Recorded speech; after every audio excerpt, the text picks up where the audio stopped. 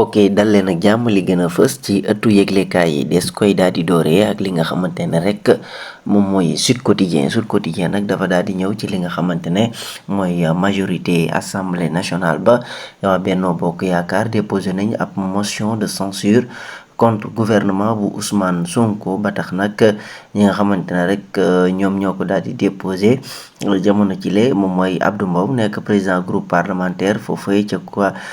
pencum ndaw réew ma démb nag ci talaata ji la ko daal di déposé nee na nag jamono ci le dañuy xaar rek li nga xamante ne rek moom mooy wàllub démission du nouveau gouvernement gestion wàllub laboratoire ci li nga xam ne moom mooy ay médicaux un secteur mille mots secteur boo xam ne ay jafe-jafe kese la dañuy wax ak ca diwaanu Kédougou retard des exécutions du barrage de ci li nga xamante ne rek moom mooy Samba Galou mu ne nag jamono ci le chantier yooyu yëpp danañ ko daal di audit dañuy wax ak l'enquête tamit ñëw na ci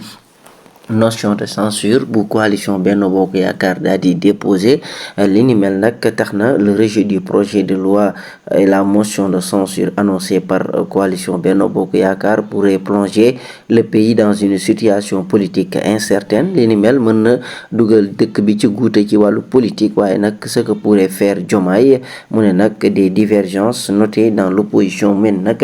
am na ay divergences yu ñu daal di nemmeeku ci mbir mi Walfadjri quotidien dañuy daal di tàbbi dissolution de l'Assemblée nationale mu nekk ab pari bu ñuy risqué ab jeu boo xam ne dinañ ko risqué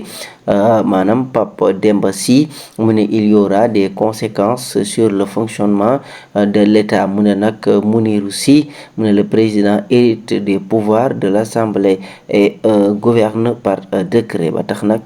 am na ñoo xam ne nee nañ buñ ko dissoudre mën na indil ay jafe-jafe ci wàllu li nga xam ne moom mooy fonctionnement bi waaye ña ci des nee nañ ñu ko dissoudre président bi day jël prérogative yëpp di diriger boppam waaye tamit dañuy wax ak wàllu conseil constitutionnel ci dissolution bu assemblée nationale Diomaye et les non-dits la décision des 7 sages les deux équations à résoudre avant les législatives ba tax nag dañuy wax ak li nga xam ne mooy tribunal bu Dakar benn ab prof mat la moom daal day jàngale cours waaye nag ci ñaari élèves mineurs yi la daal di sëgg rek di sim sa mariŋaañ waaye nag ci li nga xam ne moom mooy accusation de corruption et marché suspect mel ni affaire ONAS les instructions de Ousmane Diagne au procureur de la République la division des investigations criminelles section de recherche pour mener enquête bi ni mel waaye tamit dañuy wax li nga xamante ne rek moom mooy woy bi te Demba Guissé daal di koy génne te Aziz Dabala ak kile di Wally daal di cay bokk mu mel ni nag mbir ma rek ci moins de 24 heures lu toll ci 700 000 ci ay doomu aadama génnee nañ ko ndax temba wàllu trahison nee na askan wa nag ñëpp naan est-ce que nekkutoon ne Aziz lay wéy ndax ñi mu jàppale ñoo ko daal di trahir moom dem si yàlla Abdoul Aziz ba ñu gën koo xam ci Aziz Dabala la voix du peuple Vox Populi moom dafa ñëw ci xëtam mu njëkk ci rejet du projet de loi sur la suppression du conseil économique social et environnemental le président Diomaye Faye prend acte ba tax nag moom mi le fii ak le 12 septembre am na ngir daal di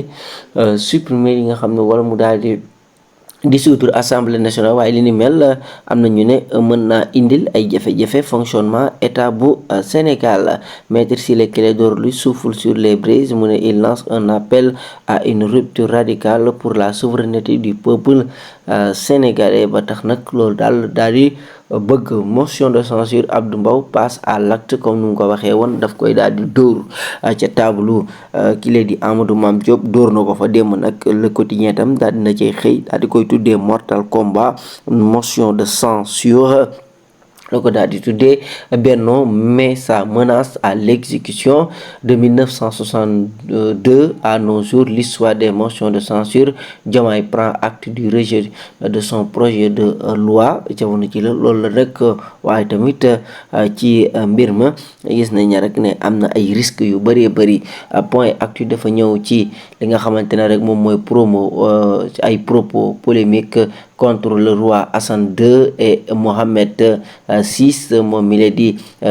président Diomaye Faye ndax tey jile parewut ngir daal di dàq ki la di Cheikh Oumar Diagne ndax ay déclaration yoo xam ne dafay créer ay jafe-jafe suñu digganteeg Maroc ci wàllub diplomatie ak ci li nga xamante ne rek moom mooy wàllub exemple ak fi réewu Maroc teg Sénégal. Bougane Gueye Dany moom na ca sorox daal di dénoncé li nga xam ne moom mooy attaque satanique yi ak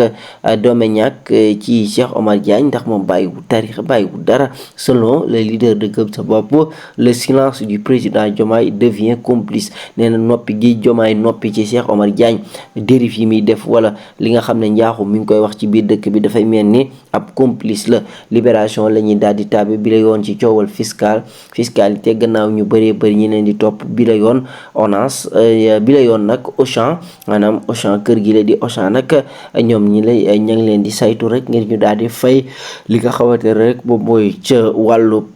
fiscalité. waaye dañuy wax tamit dañuy tàbbi ci 24 heures Maître Ciré Clédor Ly la daal di ñëw réagir après le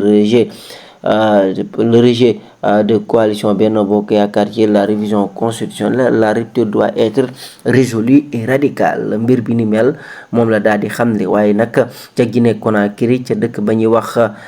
Macenta moom nag gis nañ fa ab cas de variole du singe. mu mel ni nag Sénégal comme dafa frontalier ak moom war na jël ay matuwaayam ci mbir bi ni mel. Bés bi le jour la ñuy daal di tàbbi mu ne leçon du rejet du projet et l'alliance en vue des législatives, bloc et blocage. Yewwi Wallu, les rapports de force favorables à Sonko. Khalifa Sall, la délicate position de négociation. mu ne nag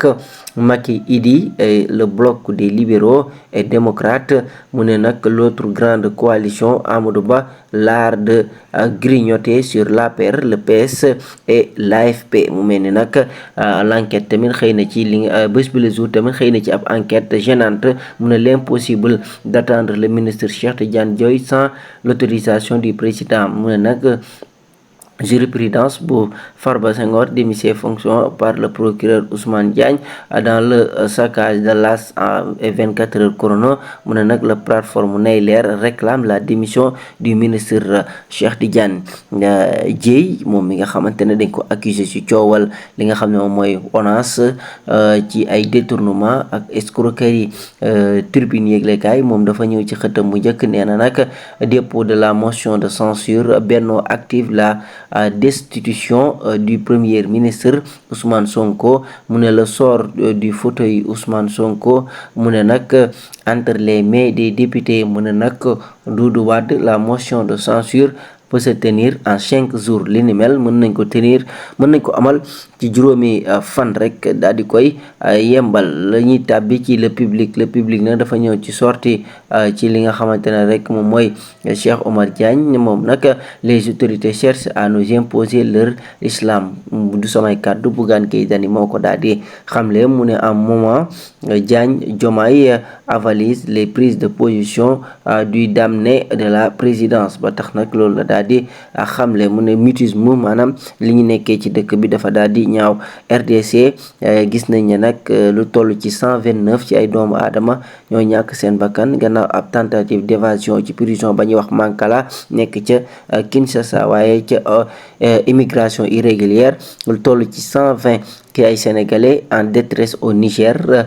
ñoom jamono jile ay jafe-jafe la ñu am foofee ci diwaanu Niger. dañuy wax tam ak li nga xamante ne rek moom mooy wàllu 2 minutes pour lire l'essentiel. mu ne insulte contre les cultes. l'avenir de Cheikh Oumar Diagne en pointillé au palais. moom ca palais ba la nekk di amul ku mu bàyyi di xasse rek. waaye tamit immigration irrégulière ci Thiaw Canaria Dakar ndax dana nangu ñu rapatrier ay sénégalais. mu ne Espagne contre une dizaine de milliards ndax espagnol yi dañ leen bëgg a jox ay milliards. le peuple la ñu daal di tàbbi trio bi ñoo bëgg a sauver li nga xamante ne moom mooy régime bu incompétent muy Massaly Bougane Gueye Dany ak kile di Thierno Bocoum. ba tax nag ñoom nag yëkkati nañ seeni ay kàddu di wax rek ne régime bi ni mel amul benn favori. dañ koy jeexalee ak le Dakar waa ëttu yëglekaay bi dafa ñëw xëtam mu njëkk ci Aziz